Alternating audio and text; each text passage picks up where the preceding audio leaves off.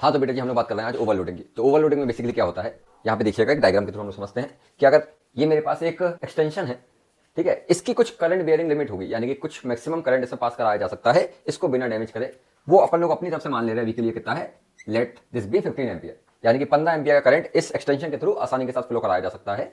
ठीक है, अब क्या हुआ, इस एक्सटेंशन से मैंने सारे हाई रेटिंग अप्लायंसेस को कनेक्ट कर दिया। जैसे एक सॉकेट में मैंने माइक्रोवेव, एक में रेफ्रिजरेटर, एक में इंडक्शन, एक में गीजर कनेक्ट कर दिया। आ रही बात।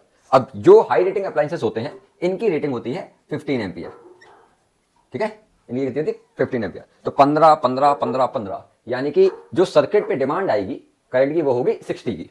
इतनी बात आ रही है, क्लियर है। एक कनेक्ट कर देते और 15 एम्पियर इसकी भी रेटिंग है, 15 एम्पियर ये होती तो आसानी के साथ चलता रहता। लेकिन हमने क्या करा, हमने सारे हाई रेटिंग अप्लायंसेस यहाँ पे कनेक्ट करे। तो अब जो करंट की डिमांड आई कि यहाँ पे कितना करंट रिक्वायर्ड है ना, तो 15 15 15 15, यानी कि इस तरीके से जो डिमांड है दैट इज ऑफ 60 एम्पियर।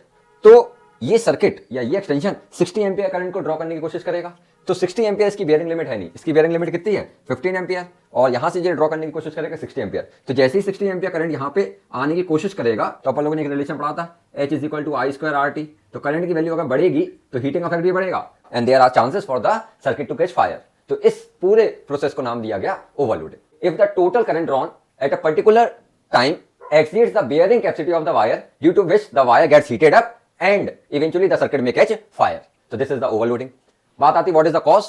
तो cause हमारे पास क्या है, पहला है accidental rise in the supply voltage, कि किसी तरीके से सप्लाई वोल्टेज बढ़ जाए। जैसे आपने देखा होगा कि जब लाइटनिंग स्ट्राइक होती है ना, बिजली कड़कती है, तो समय सजेस्ट करा जाता है कि अप्लायंसेस को बंद कर दिया जाए या उनको प्लग आउट कर दिया जाए।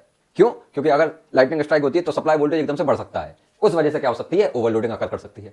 Second reason, connecting many appliances to the single socket. जैसे आपने देखा दिवाली या क्रिसमस में हम लोग झालर डालते हैं, क्लियर। तो वाइल लाइटिंग हम क्या करते हैं, एक ही सॉकेट से बहुत सारे कनेक्शन कर देते हैं, तो उस केस में भी क्या हो सकता है, ओवरलोडिंग हो सकती है। आ रही बात। तो प्रिवेंशन क्या है इनके, देखिएगा, an excess number of electrical appliances should not be connected to the single socket. एक ही सॉकेट से बहुत सारे अप्लायंसेस को कनेक्ट ना करें, है ना। दूसरा क्या प्रिवेंशन हो सकता है, one should avoid using too many appliances having high power rating at the same time.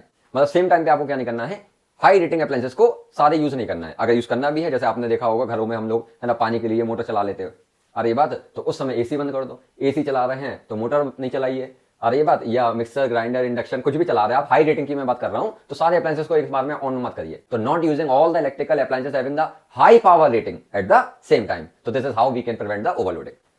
I hope आपको बात समझ में आई होगी। अगर बात समझ में आई है तो please do like the video, share the video and subscribe the channel. Thank you बेटा जी।